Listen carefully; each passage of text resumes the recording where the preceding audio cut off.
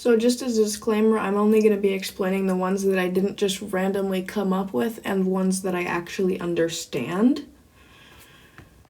So the first one we have is dixenonyl tetrapolyhexafluoroantimonate, which is basically like someone had fun putting xenon in exotic oxidation states and mixing it with antimony pentafluoride, as people do. So the next one we have is cyclopropenylidene, which was found on Titan, and when you look at its structure, it's pretty cursed.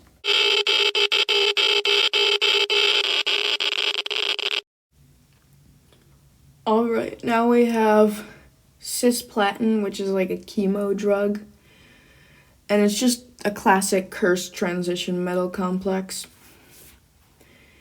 So, yeah, somebody added some ammonia to platinum dichloride and thought it was fun. Now we have cyclooctasulfur, which is just sulfur in a cycle of 8. Okay, now we have hypophosphorous acid, which is just phosphorus in a weird oxidation state mixed with water.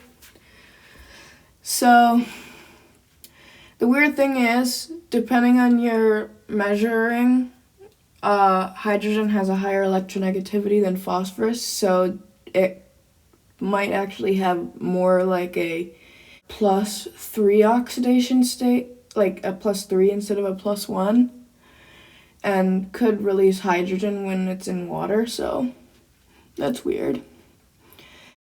Okay, now we have uranyl nitrate dihydrate, which is just another wacky metal complex, except this time it's a actinide. And nitrate can bond twice to a metal center, so that creates some interesting cycles. Whoa, what the hell? Okay, now we have lithium aluminide, which is pretty cursed because it's a metal oxidizing another metal. So now we have methanium, which is weird because how do you protonate a bond when methane only has bonds and no lone pairs?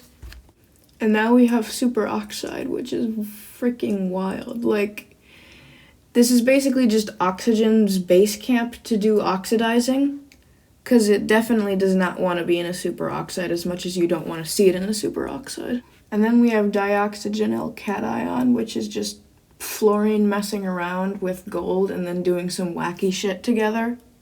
Okay, and then we have this like hydronium hydrate thing, which is just, yeah, it's just wrong. Like, why? Now we have chromium 2 acetate, which is just unbelievably cursed. If you are prepared, just go Google the structure. It's fucking insane. Now we have sodium bifluoride, which is an adduct of hydrogen fluoride and sodium fluoride. Basically has a hydrogen with a negative formal charge attached to 2 fluorine, and it doesn't even really exist. It's just people making stuff up, to be honest. Now we have ammonium hydride. Sometimes people call it nitrogen pentahydride, but that kind of molecule can't really exist. So, ammonium hydride can't exist either, and it's just theoretical because it would immediately decay into ammonia and hydrogen gas, because hydrogen has 0 electrophile potential, so like it can't attract the nucleophilic lone pair on the ammonia. And then we have neopentane,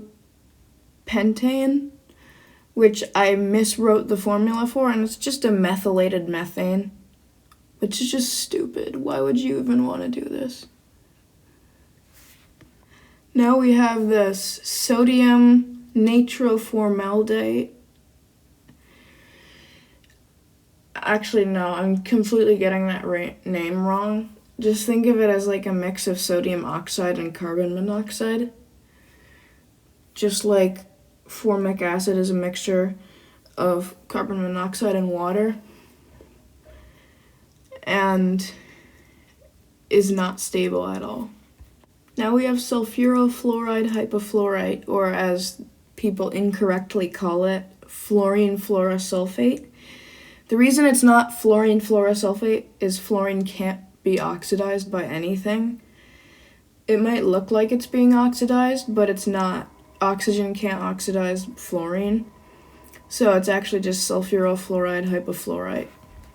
Now we have tetramethylammonium oride, which is just a methylated ammonia and some gold that people like to act like it's something, because gold has a lower electronegativity than carbon, so it can't really have a negative charge in this case, and it would just fall apart almost immediately.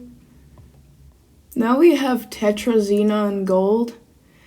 Like, first of all, gold 2 is really weird, and second of all, how do you attach, like, the two most inert things to each other? Like, gold is super inert in terms of metals, and xenon is super inert, and it only reacts with things like oxygen and fluorine. Now we have the triiodide ion, which gets pretty confusing because it's like, if you have something like aluminum triiodide, is it ALI9 or ALI3?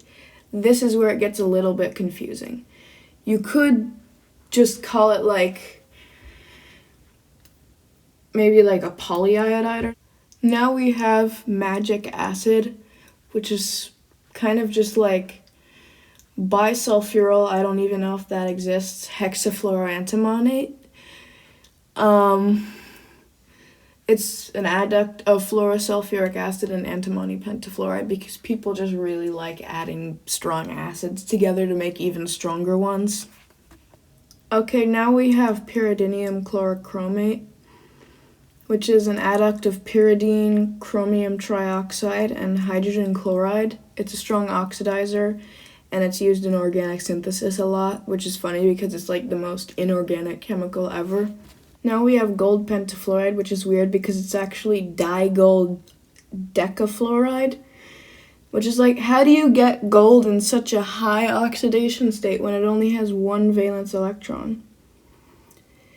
And the structure is even more cursed because each gold has a coordination number of 6.